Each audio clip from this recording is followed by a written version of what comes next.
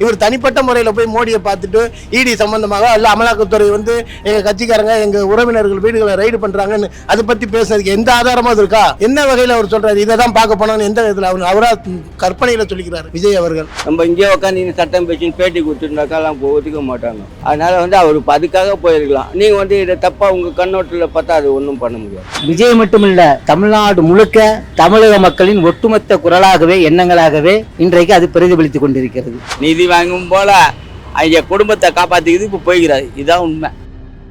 இப்ப தமிழ்நாடு முதலமைச்சர் டெல்லி சென்றிருக்காருன்னு நிதி இயக்க கூட்டத்துக்கு. ஆமா, அதாவது தமிழக வெற்றிக்கான தலைவர் ராஜன் என்ன சொல்றாரு, அவர் நிதி கேட்டு போல நிறைய சந்திச்சாங்க.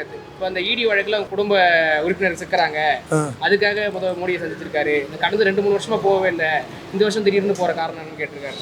நிதி இவ்வளவு நாள் அவங்க கிட்ட எவ்வளோ கேட்டாச்சு, கொடுக்கல. இந்த முறை கூட்டத்திலேயே வச்சு எல்லா சிஎம் மத்தியில் இதை பேசுறதுக்கு தான் போனார். தமிழ்நாட்டுக்கு இவ்வளோ கல்வி நிதியை நிப்பாட்டி வச்சுருக்காங்க, அதை கேட்க சொல்லி தான் போனார். ஊரறிஞ்ச விஷயம் எல்லா பத்திரிகையும் எல்லாமே எடுத்தாங்க பேட்டி. மோடியை சந்தித்தது முதற்கொண்டு அனைத்து முதல்வர்கள் சந்தித்த அந்த நிதி ஆயோக் கூட்டத்தில் தமிழக முதல்வர் கலந்துக்கிட்டதையும் எல்லாமே பத்திரிகைகள்லேருந்து செய்திகள் மூலியமாக பார்க்குறாங்க. இவர் தனிப்பட்ட முறையில் போய் மோடியை பார்த்துட்டு இடி சம்பந்தமாக அல்ல அமலாக்கத்துறை எங்கள் கட்சிக்காரங்க எங்கள் உறவினர்கள் வீடுகளை ரைடு பண்ணுறாங்கன்னு அதை பற்றி பேசுறதுக்கு எந்த ஆதாரமும் இருக்கா? என்ன வகையில் அவர் சொல்கிறார் இதை தான் பார்க்க போனோம்னு எந்த விதத்தில் அவரா கற்பனையில் சொல்லிக்கிறாரு விஜய் அவர்கள்?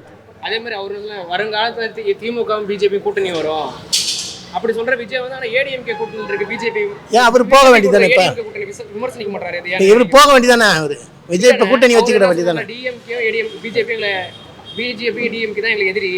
ஆனா பிஜேபி அலையன்ஸ்ல இருக்கு, ஏடிஎம்கே விமர்சனம் பண்ண மாட்டாரு. ஏன்னு பாக்குறீங்க? ஏடிஎம்கே அவரும் கூட்டணி போறதா இருந்தது. இப்ப பிஜேபி கூட ஏடிஎம்கே அலைன்ஸ் பண்ணதுனால அவர் ஏடிஎம்கேவை விமர்சனம் பண்றதுல வெளியில வந்துட்டாரு. அது விமர்சனம் பண்ணல, அவங்க ஐடியாலஜி எதிரி கூட.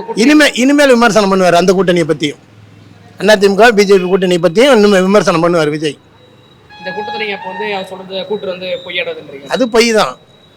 அவர் கற்பனையில சொல்றாரு தமிழக முதல்வர் ஈடிக்காக போனாரு, நிதி கேட்டு போகலங்கிறது அவரோட சொந்த கற்பனை. ஊரறிஞ்ச விஷயம். அவர் நிதி கேட்டு தான் போனாரு. எல்லா டிவிகளில் பேட்டி கொடுத்துருக்காரு. அதுக்கு முதல்வர் பிரைம் மினிஸ்டர் முதற்கொண்டு சந்திச்சிருக்காரு. எல்லாமே ஆதாரபூர்வமாக இருக்கு. அவர் ஈடிக்கு போனதுக்கு ஏதாவது ஈடி சம்பந்தமா பேசுறதுக்கு ஏதாவது ஆதாரம் வச்சிருக்காரா விஜய்? சொல்லுங்க பார்ப்போம். அவரா கற்பனையில் போட்டுறாரு இதை. தமிழ்நாட்டில் திமுக ஆட்சி 4 வருடம் முடிஞ்சிருச்சு, 5வது வருஷம் ஆரம்பிச்சிருக்கு. ஒவ்வொரு வருடமும் ஸ்டாலின் அவர்கள் நிதி அந்த திட்டத்துக்கு போகிறது கிடையாது. 4 வருஷமா போகலை. இது 5வது வருஷம் 4 வருஷம் முடிஞ்சிருச்சு.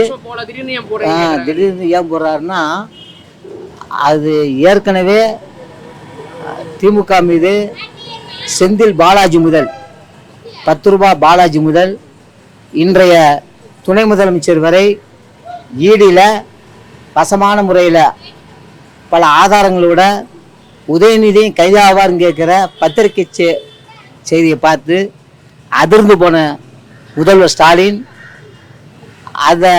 அந்த ஈடி அமலாக்கத்துறையிலிருந்து தப்பிப்பதற்காக, தன் மகனை காப்பாற்றுவதற்காக இன்றைக்கு டெல்லி சென்றிருக்கிறார். அப்படிதான் இந்த தமிழ்நாட்டு மக்கள் அதை கவனத்தில் கொண்டுள்ளார்கள். விஜய் மட்டுமில்ல, தமிழ்நாடு முழுக்க தமிழக மக்களின் ஒட்டுமொத்த குரலாகவே எண்ணங்களாகவே இன்றைக்கு அது பிரதிபலித்துக் கொண்டிருக்கிறது. ஆமா, விமர்சனம் பண்ணக்கூடிய அளவுக்கு எந்த நிகழ்வும் நடக்கலன்னு நான் நினைக்கிறேன். அதாவது அவர் கண்ணோட்டத்தில் அவர் எப்படி இருக்கிற சொல்கிறது தெரியாது. ஆனால் இப்போ ஸ்கூல் நம்ம பள்ளி கல்விக் கொள்கைக்கு பணம் ஒதுக்கலை, அது கேட்கறதுக்கு போயிருக்கலாம் இல்லையா? நிதி ஆயோக் கொள்கை தான் கேட்க முடியும், அதுக்காக போயிருக்கலாம் இல்லையா? ஊழல் வந்ததுனால ஏதாவது ஒருத்தர் தப்பு பண்ணிட்டேன்னாக்கா அதுக்காக தப்பு பண்ணதுக்காக மன்னிப்பு கேட்குறான்னு போய் சொல்ல முடியாது. அவர் அந்த நிதி ஏற்கனவே நாங்கள் போய் ஸ்டாலின் வராதுனாலும் யாராவது மினிஸ்டர் போனதுனால அதுக்கு பணம் ஒதுக்கலை. இவர் போய் அந்த தமிழக கொள்கை அந்த கல்விக் கொள்கைக்கு பணம் கேட்க போயிருக்கலாம்ல, அதுக்காக போயிருக்கலாம். அதை பற்றி ஏன் நினைக்க மாட்டேன்னாங்க? அதுதான் சூழ்நிலை. எல்லாரும் முதல்வர் எல்லாருமே போக மாட்டாங்க. பிஏவே அது அந்த அவங்க யாருனா தான் அவங்க சார்பாக யாருனா ஒருத்தர் போவாங்க. இப்போ நீங்கள் ஊழல் வரைக்கும் தான் போனேன். இப்போ இந்த டைம் ஊழல் இருந்தாலும் போடல. இதே பொண்டாட்டி போய் இந்த வார்த்தை கேட்டுப்பீங்களா? போன வருஷத்தையும் நிதி ஆயோக் கொடுப்பேன், அப்போ இந்த வார்த்தை ஊழல் வந்து கேட்டுப்பீங்க. அப்போ ஊழல் வரல இல்லை, இப்போ போனதாலும் ஊழல் போனேன்னு சொல்கிறீங்க. அரசியலில் பொறுத்த வரைக்கும் ஒன்று தெரிஞ்சுக்கணும், நம்ம தமிழ்நாட்டில் சிஎம் பிரதமர் ஆவாத கட்சியாக இருந்தாலும் நம்ம போய் நம்ம தமிழ்நாட்டுக்கு நிதி கேட்டு தான் ஆகணும். அப்போ தான் அவங்க நிதி ஒதுக்குவாங்க. நம்ம இங்கே உட்காந்து சட்டம் பேசின்னு பேட்டி கொடுத்துருந்தாக்காலாம் ஒதுக்க மாட்டாங்க.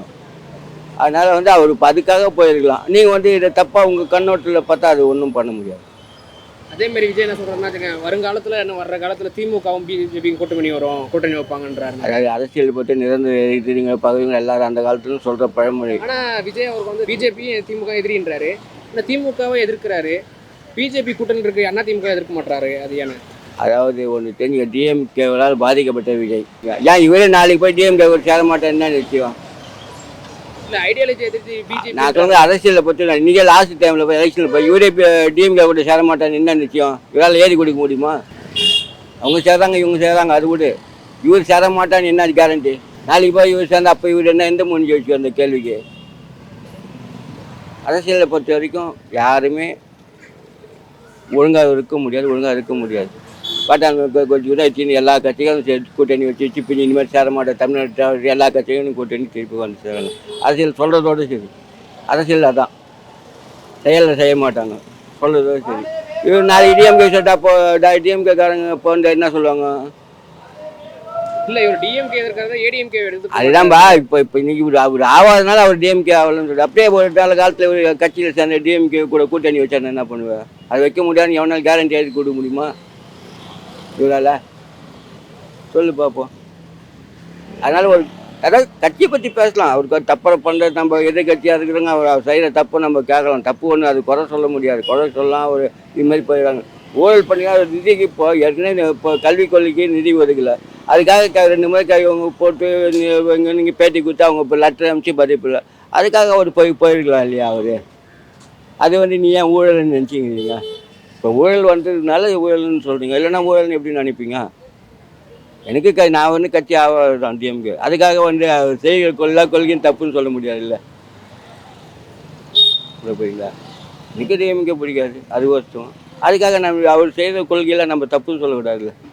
ஒரு பிரதமர் தப்பு செய்தாக நம்ம உட்காந்து அதுமாதிரி ஸ்டாலின் நம்ம இருப்போம், நம்ம கேட்க உரிமை இருக்குது, இல்லைன்னு சொல்லுவோம். ஆனால் அதுக்காக வந்து நம்ம வந்து அவர் இதுக்காக தான் போய் காலில் வந்து போனார்னு சொல்கிறது இவங்க அரசியல் வட்டாது. அரசியல் அவங்க இப்போ ஃபேமஸ் ஆகிறதுக்காக ஒரு பேசுறதுக்கு ஒரு பேட்டி வந்ததுக்காக அவங்க கொடுக்குற ஸ்டேட்மெண்ட். கடந்த 2-3 வருஷமா போகவே இல்லை, 2-3 வருஷமா போகல, நிதி போக முடியலன்னா அவங்கவுங்க சூழ்நிலை அப்படி. திடீர்னு இந்த வருஷம் போன காரணம் என்ன? மோடியை தனியாக சந்திச்ச காரணம் என்னன்னு சொல்றாரு. தனியாக மோடி சந்திருக்குன்னா அது என்ன வேலை? அவங்களுக்குள்ள 1008% இருக்கும், 1008 இது இருக்கும். அவர் அது மாதிரி நான் சொல்றேன், வருங்காலத்துல டிஎம்கேக்கும் பாஜக கூட்டணி வரும் அவர் சொல்றாரு. சரி, அப்படி வந்தா கூட என்ன பண்ண போறாங்க? ஆனா பிஜேபி கூட்டணியில் இருக்க ஏடிஎம்கே ஒரு விமர்சனம் பண்றதே இல்லை விஜய் அவர்கள். அவங்க விஜய் அவர் என்ன சொல்றாங்கன்னா ஐடியாலஜி எதிரி பிஜேபின்றாரு. ஆனா பிஜேபி கூட்டணியில் இருக்க ஏடிஎம்கே ஒரு விமர்சனம் பண்றதே இல்லை. அதை நீங்க எப்படி பாக்குறீங்க? அது வந்து தப்பு. நீ இன்னைக்கு வந்துட்டு பேசுறது தப்பு, புரியுதா? அப்பத்துலேருந்தே இருக்கிறாங்க. அம்மா கட்சியில் நல்லா தான் போயிருந்தது. அம்மா இறந்துட்டாங்க. அம்மா இறந்துட்டு பிறகு என்ன நடக்குது? ஒன்றும் இல்லை. இப்போ இவர் வந்தார் தமிழ்நாட்டிலேருந்து, அதெல்லாம் வந்து பேச தப்பு. நம்ம வந்து என்ன வேணாலும் பேசலாம். ஆமாம், உண்மைதான். அவரை காப்பாற்றி தான் அவர் போய்கிறாரு. 4 வருஷமா போகாதாலும் இப்போ போய் என்ன பண்ணுறாரு? அதான் அவருக்கு என்ன கடந்த 4 வருஷமா போகவே இல்லை. இந்த வருஷம் திடீர்னு போகிற காரணம் என்னன்னு அவர் கேட்டிருக்காரு. அவர் எண்டு கடைசியில் 4-5 வருஷம் முடிய போகுது, எண்டு ஸ்டேஜில் இருக்கிறாங்க. யாரை பிடிக்கலாம் எப்படி பிடிக்கலாம்னு இப்போ கெச்சு போட்டாங்க. இப்போ குடும்பத்தை காப்பாற்றணும் மட்டும் ஓடுறாரு, மக்களை காப்பாற்றுறதுக்கு போகல. அவரை காப்பாற்றிக்கிட்டு அவர் போய்கிறார். இதுதான் உண்மை, புரியுதுங்களா? யாருக்கும் நம்ம கட்சி 5 வருஷம் காப்பாற்றுறது இப்போ போய் என்னத்தை காப்பாற்றுறாரு சொல்லுங்கள்? இந்த பட்டா வந்தாரில் ஒன்றும் தரல. 5 வருஷம் ஆட்சி முடிய போகுது, அவள் தான் வீட்டுக்கு போகிறாரு. வீட்டுக்கு கூட போக மாட்டார் அவர். அவர் கதை முடிஞ்சு போச்சு. உண்மை தான், அவரை காப்பாற்ற தான் அவர் போய்கிறார். இது வந்து உண்மை. இது மக்களுக்கு செய்யுதுக்கோ கொடுக்கவோ யாருக்கும் ஆளு போல. அவரை அவர் என்ன சொல்றாரு? நிதி கல்வி தரல, நிதி கல்வி. இவங்க நிதியை வாங்கி ஒழுங்கா பராமரிச்சா ஏங்க அவன் கொடுக்க மாட்டான்? எல்லா ஸ்டேட்டுக்கும் கொடுக்குறான், இந்த ஸ்டேட்டுக்கு மட்டும் ஏன் கொடுக்க மாட்டேங்கிறான்? இவர் வாங்கி இவர் ஜோப்பில் போட்டு போகுது. இவர் நிதி வாங்கியதுக்கு என்ன பண்ண போறாரு சொல்லுங்க? அப்பங்காலத்துலேருந்தே இப்படி தாங்க இவர். இப்போ எனக்கு 50 வயசு ஆகுது. இன்ன வரைக்கும் இவனு அப்பனும் ஒன்றும் செய்யலை, இவனும் ஒன்றும் செய்யலை. இப்போ 5 வருஷம் ஆட்சி முடிச்சிட்டான். எடப்பாடியாவது பரவாயில்ல, பிள்ளைக்கு ஏதோ ஒன்று கொடுத்தாரு. இவன் ஒன்றுமே கொடுக்கல. இந்த ரோடு கீடு தோன்றதுக்குன்றது அப்படியே கிடக்குது. நிதி வாங்கும் போல அவங்க குடும்பத்தை காப்பாற்றிக்கிது இப்போ போய்கிறாரு. இதுதான் உண்மை. அதே மாதிரி விஜய் வந்து இப்போ ஏடிஎம்கே வந்து பிஜேபி கூட்டணி இருக்குன்னு. ஆமாம், ஆனால் விஜய் வந்து பிஜேபி விமர்சிக்கிறாரு. பிஜேபி கூட்டணி இருக்கு, ஏடிஎம்கே விமர்சனம் பண்ணுறாங்க. நிறையான்னு. அதாவது இப்போ என்னன்னா எடப்பாடி காப்பாற்றிக்கிறதுக்கு பிஜேபி கூட சேர்ந்துட்டாரு. புரியுதா? அவங்களும் காப்பாற்றிக்கிட்டு தான் அவங்க போய்க்கிறாரு. இப்போ விஜய் வந்து தனிமையில் நிற்கிறாரு. எங்கே கூட்டணி போகலாம் எப்படி போகலான்னு விஜய் வந்து பிஜேபி விமர்சனம் பண்றாரு. ஆனால் பிஜேபி கூட்டின்னு இருக்க ஏடிஎம்கே ஒன்றும் சொல்ல மாட்டாரு. அதையான ஏடிஎம்கே ஒன்று சொல்லணும்னா இப்போ ஆட்சி எலெக்ஷன் வரப்போகுது, திடீர்னு ஏடிஎம்கே கூட்டணி வைக்கலாம்னு ஒரு ஐடியாவில் இருப்பார். நம்ம வந்து எதுவுமே இதுக்கு முயற்சி பண்ண முடியாதுன்னா ஏடிஎம்கே தான் பிஜேபி கூட்டணியில் போயிட்டாங்கல்ல. பிஜேபி தான் எங்கள் ஐடியாலஜி தெரியும் சொல்றாருல. பிஜேபி கூட்டணிக்கு போயிட்டாங்களா? இப்போ விஜய் கூட சேரலாம், வந்து திருப்பி பிஜேபி கூட விஜய் வந்து ஏடிஎம்கே கூட சேரலாம், எப்படினாலும் நடக்கலாம். இன்னும் நாள் கிடக்கலாம். புரியுதுங்களா? விஜய் வந்து இப்போ தனிமையில் நிற்கிறாரு. எந்த பக்கம் கூட்டணி போகாமல் எதுவும் போகாமல் தனியாக நிற்கிறாரு. இனிமே தான் ஒரு ஸ்டெப் எடுத்து ஏதாவது செய்வார். யாரையும் தாக்கி பேச மாட்டார். இப்போ ஆளுங்கட்சியை தான் ஆளுங்கட்சி நடந்துக்க அவங்கள தான் தாக்குவார். அவங்க தாக்கினா தான் ஒரு ஏதாவது செய்ய முடியும். ஏன்னா அவரும் தனி மனுஷன். அவர் என்ன பண்ணலாம் எது பண்ணலாம் இனிமேல் தான் ஆராய்ச்சி பண்ணுவார். ஆராய்ச்சி பண்ணி கூட்டணி போகலாமா இல்லை எடப்பாடி கூட போகலாமா, அவங்களெல்லாம் கூட்டணி சேர்க்கலாமான்னு ஒரு ஐடியாவில் இருக்கிறார். அவ்வளோதான். அதனால எடப்பாடியெல்லாம் ஒன்றும் சொல்ல முடியாது. இவங்க வந்து இவர் ஒன்றுமே இல்லாத ஆள். ஆட்சியில் இல்லைல்ல, இவங்க ஆட்சியில் இருந்தால் தான் அவங்கள பற்றி பேசலாம். ஆட்சியில் அதை போய் என்னத்தை பேச முடியும் சொல்லு? இப்போ ஸ்டாலினை பற்றி பேசலாம். அவர் ஆட்சியில் இருக்கிற மக்களுக்கு ஒன்றும் செய்யலை, எதுவும் செய்யலை, அப்படியே இருக்கிறாரு.